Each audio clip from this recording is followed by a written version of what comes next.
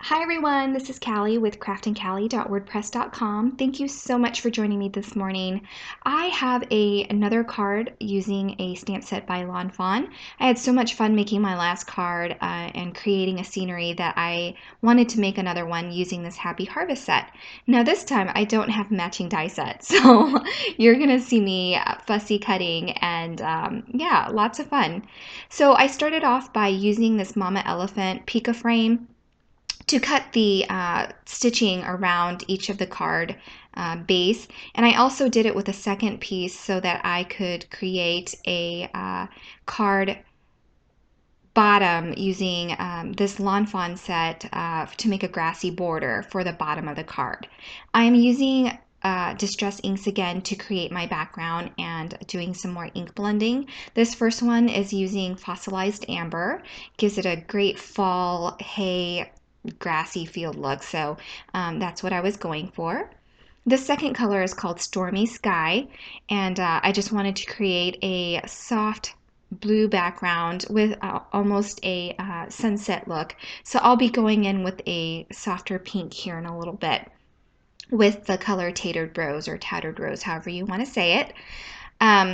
Last time I used Stampin' Up! Whisper White, and Stampin' Up! White paper is coated with clay, so it's a lot easier to blend in my opinion. This is just Neenah Solar White cardstock, and so it took me a little bit longer. It felt like there was more to blend.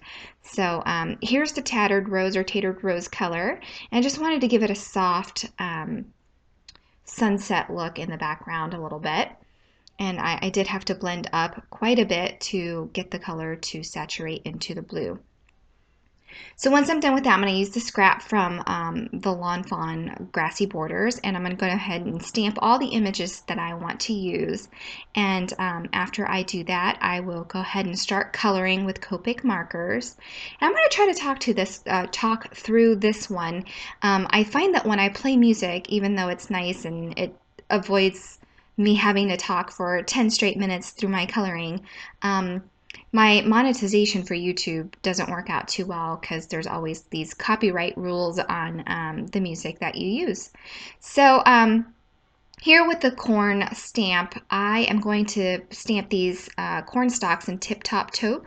It's a Stampin' Up! Ink New in color. And I'm just going to stamp a few on the left here where I want the scarecrow to be. So I'm stamping in first generation and second generation stamping, and then just imagining what I want things to look like when I'm done. So anytime I color with Copic markers, I use Sandy Allnock's hex chart. I am not good with the color theory. I've never been taught it. I've heard people mention it, but you know, it's all in one ear and out the other, it seems like for me. I like to visualize the colors, and Sandy Allnock's hex chart really helps me do that. So some of the colors you see me using don't necessarily go as far as the color numbers and labeling. So anyway, I just use the hex chart. It lets me see the colors that I want to use to blend. So there's the blue that I use. I use B24 and B26. And for the red, I use this combination a lot. I am using R29 and R39 to blend the darker and lighter colors. Now with Lawn Fawn, their stamped images are a little bit smaller, so I find it unnecessary to use 3 colors for blending, a dark, medium, and light. I find that a lighter color and a darker color blends just fine if you choose the right colors. So I'm going to try to use as few colors as possible. I think I maxed out on the number of Copic colors I used for this card. I definitely used more than I've ever used before because there are so many little images. But I will try to use the greens again in the sunflower stalks, and of course the browns on the sunflower as well. So anyway, here is the hat. I decided I want to go with a green hat, and so I'm coloring in the straw now. And of course this doesn't need too much blending, so I just kind of dot in the highlights on the straw there where the shadow areas are. And then for the face, I kind of wanted to texturize the face, but that would have been kind of difficult. You know, usually there's like a burlap face, but I decided against it. It was just too much work for everything that I was coloring and doing. Now the blush was a little bit bright, so I went ahead and tamed that down by going over it again with a softer color on the face. And here's the brown that I'm using to color in the stick and the nose, and also I'm going to color in the center of the sunflowers as well, with the lighter colors of course, and also the stems on the pumpkins there. So with this darker E29, I decided to go ahead and dot in the center of the sunflower to give it a little bit of texture, to kind of show the sunflower seeds that are typically in the center of the sunflowers. So it looks a little bit dark here in the video, but I assure you that you can definitely see it well off camera.